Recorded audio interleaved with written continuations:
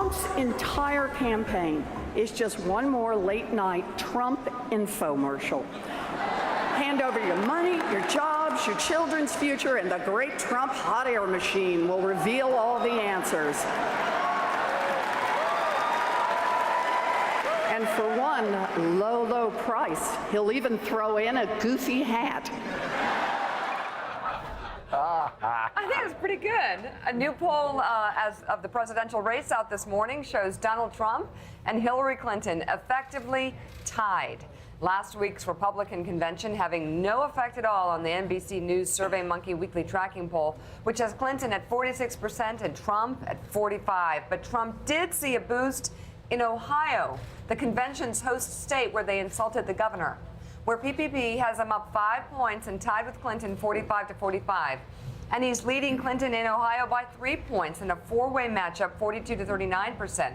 In Georgia, the landmark Rosetta Stone poll for WSB-TV has Trump and Clinton neck and neck in Georgia, 46% for Trump, 44% for Clinton, while Gary Johnson is at 5%, Jill Stein at 3%. So joining us now in Philadelphia, former governor of Vermont and former chairman of the Democratic National Committee, Howard Dean. Also with us, co-founder and executive editor of Real Clear Politics, Tom Bevan. Thank you both for joining us. So, Tom,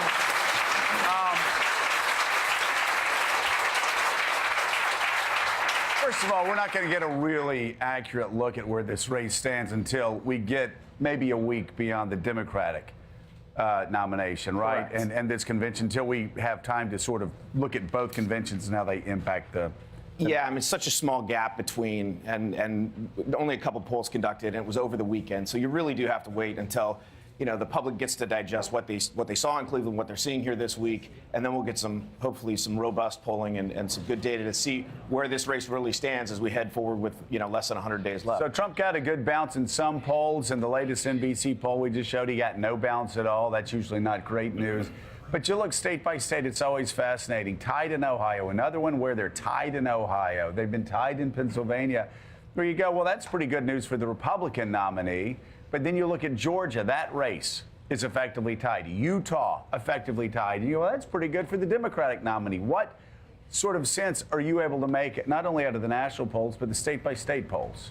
I think it's going to be close. I mean, right now it is close. And we saw 4 of the last 5 polls in Ohio have the race tied. I mean, it's less than a point in Florida right now. In our Real Clear Politics average, I think Trump's leading by less than half a point. So you look at places like Pennsylvania, certainly closer than it was 4 years ago.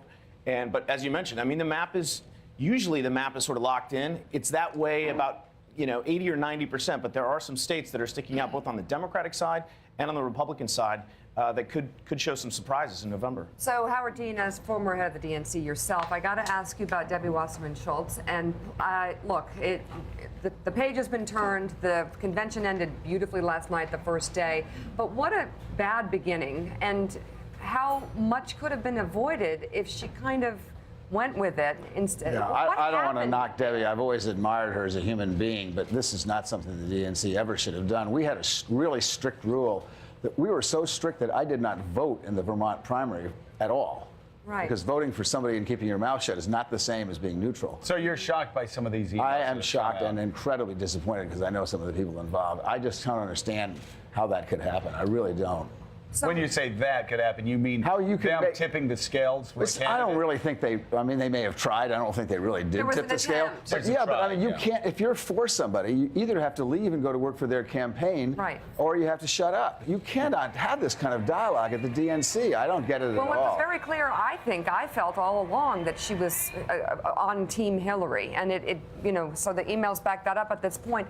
I'm more talking about what transpired yesterday.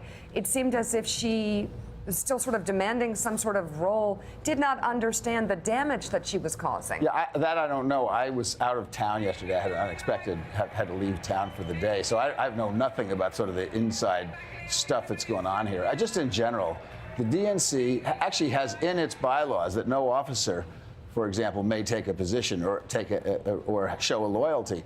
When Tulsi Gabbard did the right thing, when she supported Bernie Sanders, she resigned her vice chairmanship, and that was the right thing to do. the DNC must be neutral. It must be neutral. Impartial. And at least there were some important people in the DNC who weren't, and publicly weren't, evidently, according thanks to the Russians. Right. Harold, you obviously would agree. Do you think the Democratic Party has gotten past it? Do you think we're going to see the last 3 days be a bit more peaceful than the opening? I do. I agree with everything that's been said. Michelle Obama pushed us past it. Sarah Silverman certainly turned the page. One of the things I'm most curious about some of the polling, and if I can just ask Tom this question, I hear from friends that they believe that there are a number of voters who won't publicly say or are afraid to say they're for Donald Trump, and they look at these numbers where they're tied, and they believe that Donald Trump may be more ahead. Do you sense that, or is there something in the polling data that may suggest that's right or wrong? It's very hard to quantify that, right? All we have are anecdotal, stories about folks. And look, this is what's so crazy about this election. I mean, we've heard from people who have voted Republican all their lives who are not going to vote this year. We've also heard stories about people who have never voted in their lives who are going to turn out and vote this year for the first time.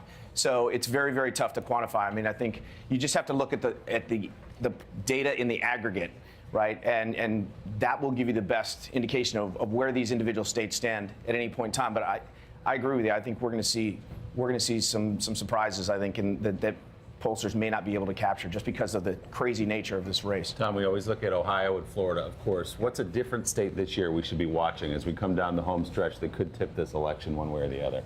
Well, you got to look at Pennsylvania. I mean, that's the one. If you're looking at the map, obviously it starts and ends with Florida for Trump. If he doesn't win Florida, it's over. But moving on, he's going to win. If he wins Ohio and he can win Pennsylvania, then then if he wins North Carolina, holds on to North Carolina, that will do the trick for him. So that's a key state for him to keep an eye on. If not that, I mean, there's some other states that are to take a look at. Iowa could be important. New Hampshire is another one. And, some of the states out west, Colorado, Nevada, Arizona, which is also perhaps in play this year. Yeah. All right, We've always said that Pennsylvania is fool's gold for Republicans. I certainly have for 20 years. This year, though, you talk to Pennsylvania natives, they say this year is different. Do you think it's going to be tight? I do think it's going to be tight. I have a question for Tom at some point, but I think it's going to be tight because what's happening demographically is that white working class voters are continuing the shift towards Republicans. The problem is they're hemorrhaging everybody else, particularly Asian Americans and Latinos. You have Tom right there. Ask him now. So my question to you was going to be, what about places like Georgia, which are completely, I mean, I looked at that number in Georgia. There's no reason in Georgia for anybody to be afraid to say they voted for Donald Trump. So those numbers are, I mean, I think there are also some smart people in some of these conservative states, Utah being another one of them. Certainly, Georgia's one of those states that, Democrats have talked about turning blue, right, in the near future. And demographically, I don't know that we're there yet. It's just one poll. I'd like to see more data. But certainly that's an area where, again, I mentioned Arizona. Georgia's the other one that Democrats are really targeting, would love to turn blue. There's always talk of Texas, but I think that in the current environment is still fool's gold for Democrats. But there's no question. I mean, the changing demographics, you're right, are what's at play here. And again, North Carolina, go back to that state, is another state that is going to be crucial and will come down to those very demographics that you mentioned. I mean, in the CNN poll that came out just post-convention, huge swing in white non-college educated voters. It was 39% now in favor of Trump versus Clinton. She's down around 28% among those voters. But again, he's not doing well enough with the other slices of the demographic to really give him any sort of separation from Clinton. All right, Tom Bevan, thank you so much. Thank you, Howard Tom. Dean, Thank thank you. you Thank you, as Howard. well. Always a delight. And coming up right